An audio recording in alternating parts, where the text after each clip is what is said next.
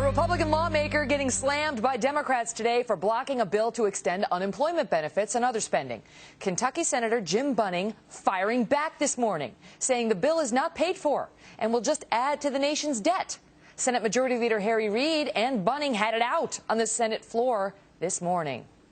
It's terribly inappropriate that this filibuster is being conducted, and to even make it worse, Mr. President, we have people coming defending my friend from Kentucky. I'll defend him on a lot of things, but not on this. I think it's very, very out of line. It's really hypocritical of the Democratic side of this aisle passing a pay-go bill.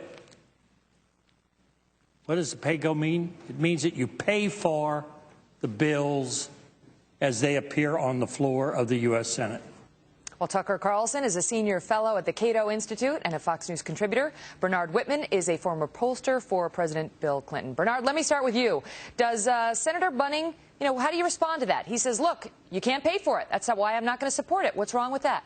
Megan, Senator Bunning epitomizes everything that is wrong with the U.S. Senate and the Republican Party.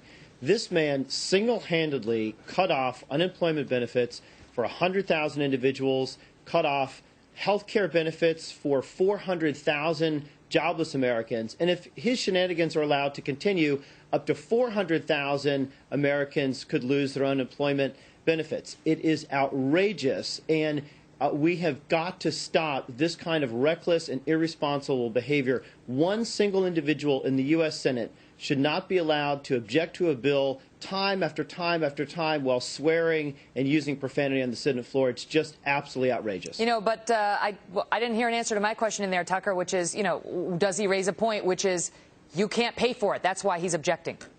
Right. In other words, shut up and get in line, do what you're told. No, look, he's not going to win this argument. It's too easy to demagogue. It's too easy to say you're against people's unemployment benefits. By the way, just for the record, not one person is going to lose his or her unemployment benefits, extended unemployment benefits, or health care in this.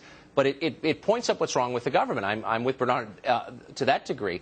The second somebody gets specific about slowing down spending, or even paying, as Bunning is making the case, just paying for the legislation that you pass, which is required. They're trying to exempt this from pay-go, right? But the second someone gets specific and says, well, how about this piece of legislation, all of a sudden you're a heartless monster who doesn't care about the unemployed. Right. I mean, at some point, you have to start taking a close look at what we're spending, right? I mean, you have to. What about that, Bernard? Because, we're getting emails from folks saying, look, good for him. Finally, it's about time. Somebody there showed some responsibility and acted like an adult and said, okay, fine, I'm all for this just as long as we can pay for it. And just like any regular old American family, if we can't pay for it, we can't have it. Well, I would hardly characterize Senator Bunning acting in an adult manner here. I do happen to support the pay-go legislation, but this is fundamentally the equivalent of an emergency. These people have nowhere to go. They've run out of their benefits. They've run out of their health care. And in addition to this, this affects a lot of other legislation, including loans to small businesses, federal flood insurance,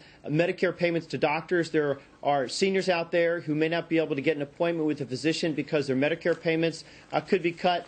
And, in fact, it also is going to mean that 1.5 million people are going to lose their local television stations who are viewing local TV over satellite. Now, that actually may finally wake up the American people. Can I just interject reality?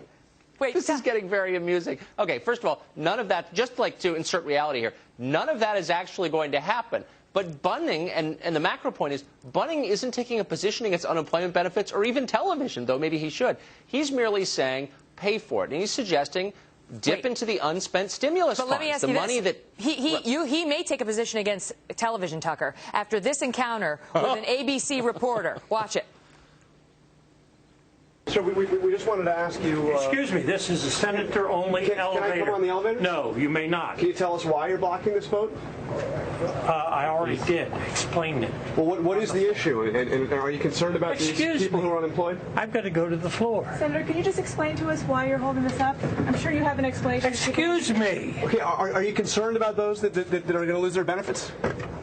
Tucker? Was that fair of ABC, and was it fair of the Washington Post, for that matter, to come out and say, and I quote, the possibility that he's crazy cannot be dismissed?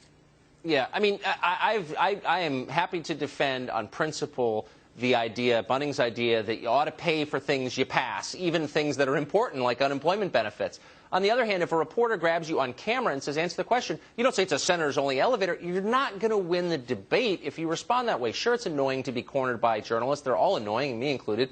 But you can't do that kind of thing on camera. This is the point here is he, I think, is right on the merits. He is going to, and Republicans are going to lose the PR campaign on this. And by the way, a lot of Republicans are mad at Bunning. They have fewer principles than Bunning. They do see a PR issue here. All right, Tucker and Bernard, thank you both so much for being here. We appreciate it. And by the way, to our viewers, what do you think?